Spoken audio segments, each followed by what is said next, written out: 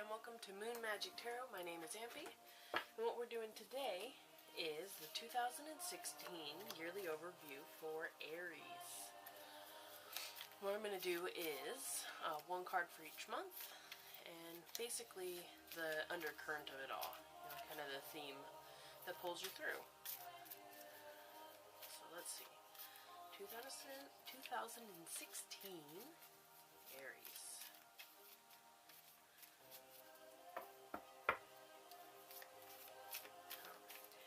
This can be sun sign, moon sign, ascendant sign, all that beautifulness. So you might want to look at the other ones to get a clear picture for you specifically, or you could do ask for a reading from me through my email, and that should be in the description of this video if you are interested. Let's see. Let's get started. They're ready now. So, January, February, March, April, May, June,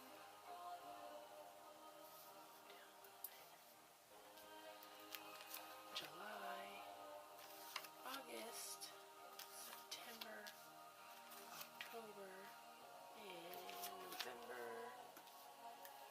and December, and alright, Aries, we're looking at the general energy is the Four of Swords, which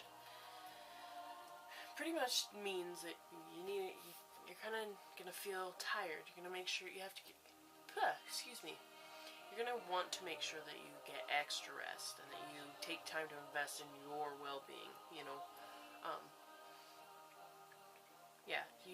going to be a little bit more tired through this year, most likely on and off, just kind of an undercurrent.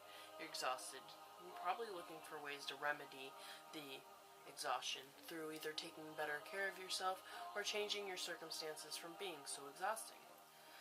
We start January with the Nine of Pentacles. This is a very good start off to a year. Let me see. Alright, the Nine of Pentacles is about having that material abundance. Like this woman she's independent. It's independent wealth. It's not so much about family wealth and family abundance. It's personal, independent, financial abundance. She doesn't even care about it though. It's just there. She just knows she's secure and taken care of, and that's beautiful.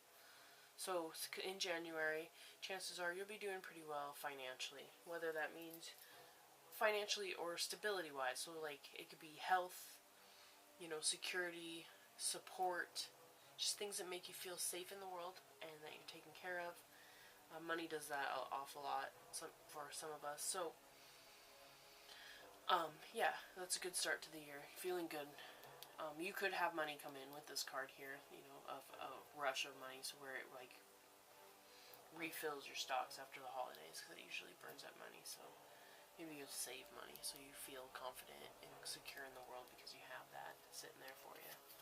In February, you've got the Ace of Cups. Now the Ace of Cups is usually the beginning of a romantic relationship. Great love. It's the feeling of bliss. So, since this is a general reading, it doesn't necessarily mean that you will have romantic love start in February, but it does mean that around February you'll experience a circumstance or connection that makes you feel loved. Okay? So you'll feel that bliss feeling, like the real deal love, not just, superficial, deep felt, real deal love. Whether that's for yourself, it could possibly be, since this is general, it could be self-love, it could be love for a friend, be like parental, so from mother to child, like parent to child, child to parent, but it can also be very much so romantic, siblings, just love in general, good love, feeling it big time in February. So this is a good start to this year so far. March has the Justice card. I really like the Justice card because obviously it means, justice is coming around. So it could be, a lot of times it speaks of balance, so like balancing. It can speak to balance, although that's Temperance's Temperance is talks about balance and emotions. It can represent the balance between emotion and rationale. But a lot of the time it has to do with, literally justice. So something running through the legal system, making sure that it goes out fairly. So it can have a tint of karma coming through. But usually this means when this card comes up, like, you are feeling a sense of justice. So somebody who wronged you might be getting theirs, or you've gone out of your way to do good and you're finally getting repaid. It could also be that you might have a legal issue going on right now, or going on in March, and it'll either come to an end, you'll find an ending, I guess, or come to an agreement if it's one of those things. And it should be fair. That doesn't mean like you're gonna win because you think that would be fair, but like legitimately fair. Because sometimes we think we deserve more than we do. But just know that if there is a legal thing going on, that the outcome of the situation is totally in balance with universal law and what needs to happen for both the parties involved. So let's see. April, you have the Death card, and I really like the Death card. I didn't like it when I first started using the tarot card. It kind of scared me, obviously. Scary and death-like, obviously. But the cool thing is about death is that it means that something in your life is coming to an end for good reason. So it could be that there's a relationship in your life that is actively holding you back, and you need to end that, and they may end that, or just your circumstance may end it. It could be behavior that you have, that you've repeatedly done the same thing, and that keeps stopping you from progressing in a way that is meaningful for your life. So the Death card is beautiful to see here. In April, there's going to be an ending, and not all endings aren't always comfortable, so it could be an uncomfortable ending, but just know that it is absolutely for the best. And sometimes being forewarned kind of helps you see the beauty in it. So just know around April, generally, Aries, you might find that something walks out of your life that really needed to, and usually you have a pretty good idea, like, yeah, it's about time that goes. Okay. So May, you have the Six of Cups. Here's the Six of Cups. The Six of Cups is all about nostalgia. Remembering the past. It can be that you're feeling drawn to be nostalgic, or you find something that pops up, really fond memories from your childhood, or even just a few years back, but you're really reminiscent about good. I don't see, this isn't bad at all. This is very beautiful. Like looking back at all the lovely, happy, joyous times and fond memories, absolutely. It can also mean that somebody from your past life comes back, and it can also have to do with past lives in general. If that's something that you believe in, it can definitely indicate that's coming along, that you're going to have a past life interaction that may rectify an issue in you that you've been dealing with for far too long, and it's time to be done with that. And it could really just be that, you had that thought about that person, you had that reminiscent thought, and then bam, they're there, and you see them face to face. And this could be good or bad, depending on who the people are, but again, if you are aware of, your thoughts, a lot of the time your thoughts and what you're directing, you'll kind of expect it to happen, I think.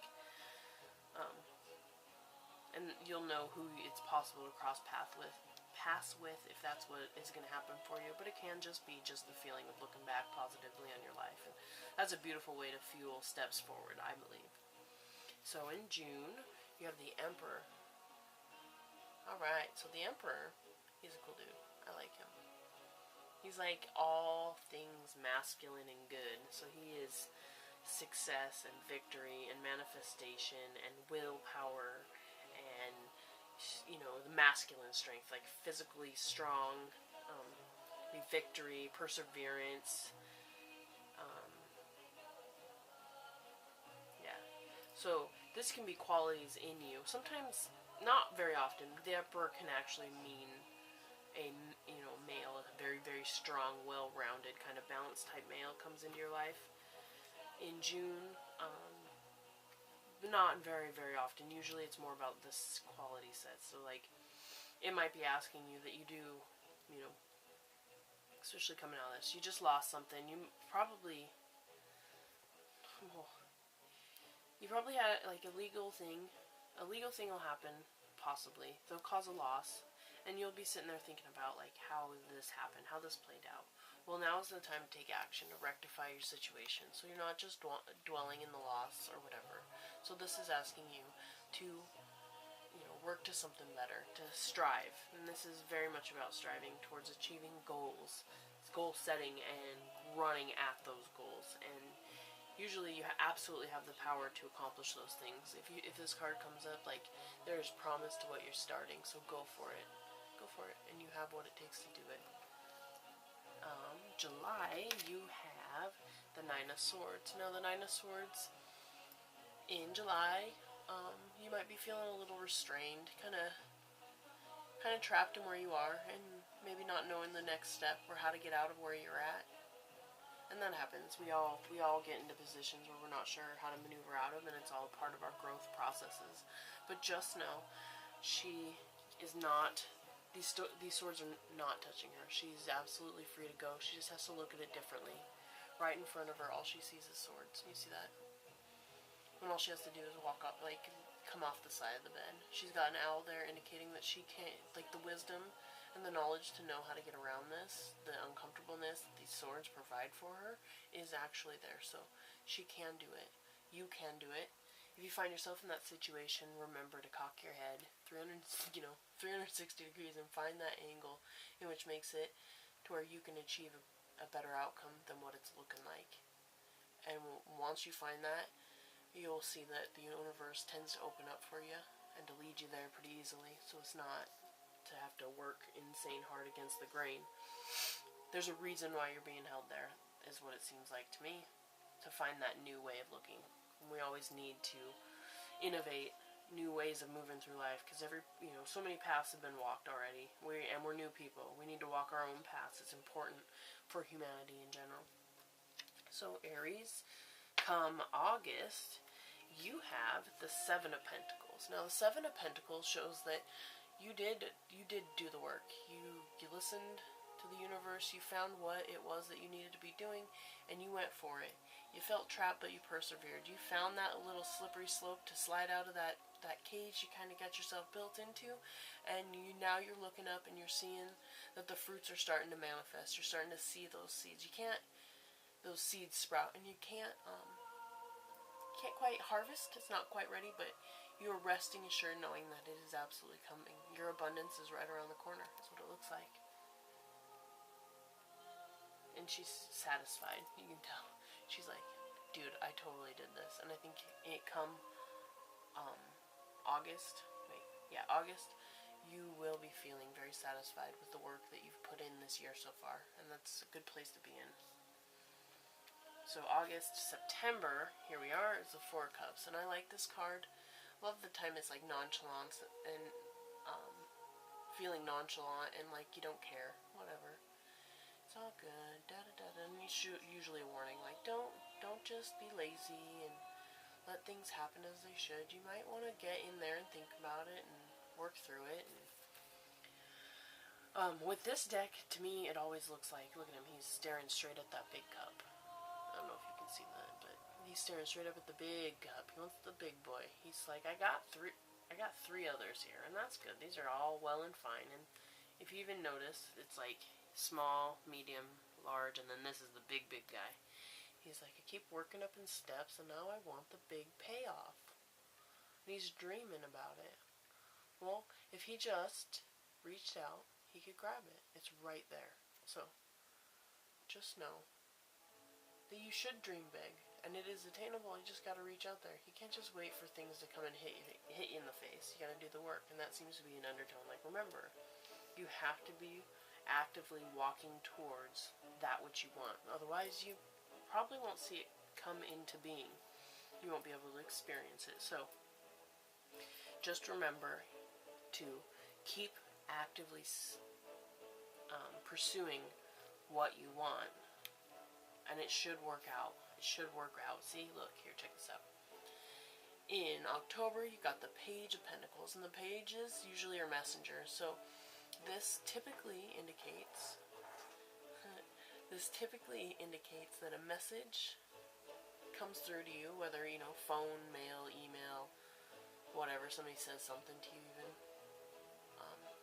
Brings you some information about something you've been waiting for, something you've been working on finally comes through. You see, it maybe took a couple months for you to be able to harvest, but the harvest is here.